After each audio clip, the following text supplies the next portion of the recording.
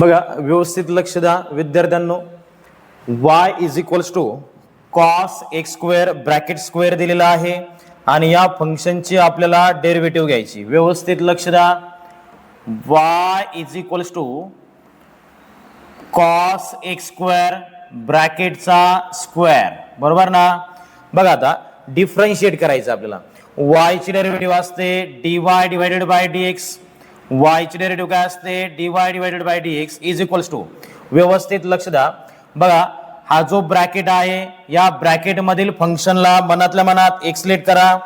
हा जो ब्रॅकेट आहे या ब्रॅकेट मधील फंक्शनला मनातल्या मनात एक्सलेट करा. काय होईल तो एक्सचा स्क्वेअर होईल. एक्सचा स्क्वेअर म्हणजे कोणत्या डेरिव्हेटिव्हच्या फॉर्म मध्ये एक्स रेस टू एनच्या. एक्स रेस टू एनची डेरिव्हेटिव्ह काय असते n x raise to n minus one. म्हणजे काय पॉवर समोर येते आणि पॉवर मधून वन मायनस होतो. म्हणजेच काय होईल हा टू समोर येईल. हा ब्रॅकेट आहे तसाच आणि त्या पॉवर मधून वन काय होणार आहे मायनस होणार आहे. म्हणजेच काय टू मायनस वन. हा bracket as it is cos x square. काय राहिला इथे कॉस एक्स स्क्वेअर. पॉवर समोर आले त्या पॉवर मधून वन काय झाला मायनस झाला, बरोबर.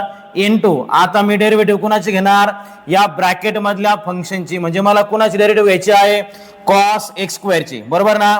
कॉस एक्स स्क्वेअरची डेरिव्हेटिव्ह घेताना बघा हा जो एक्स स्क्वेअर आहे या एक्स स्क्वेअरला मनातल्या मनात एक्सलेट करा. म्हणजे काय होईल कॉस एक्स होईल. आणि कॉस एक्स ची डेरिव्हेटिव्ह काय असते सांगा. कॉस एक्स ची डेरिव्हेटिव्ह असते मायनस साइन एक्स, बरोबर ना. मग कॉस एक्स स्क्वेअर ची डेरिव्हेटिव्ह काय मिळेल मला मायनस साइन एक्स स्क्वेअर, बरोबर. इनटू आता मला ह्या एक्स स्क्वेअर ची डेरिव्हेटिव्ह घ्यायची.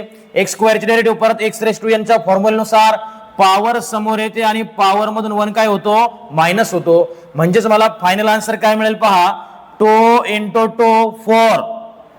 हा एक्स त्याला मल्टिप्लाइड त्यानंतर हे मायनस साइन, बरोबर ना.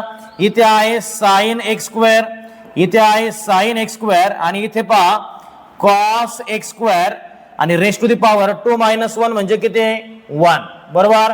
त्यानंतर आता पुढे पहा या फोर ला मी असं लिहू शकतो का पहा बरं. फोर ला टू इंटू टू असं लिहू शकतो.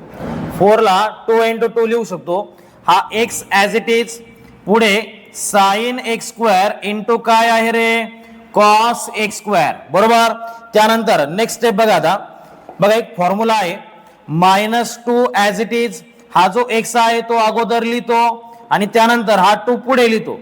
टू इंटू काय साइन एक्स स्क्वेअर इंटू किती सांगा कॉस एक्स स्क्वेअर.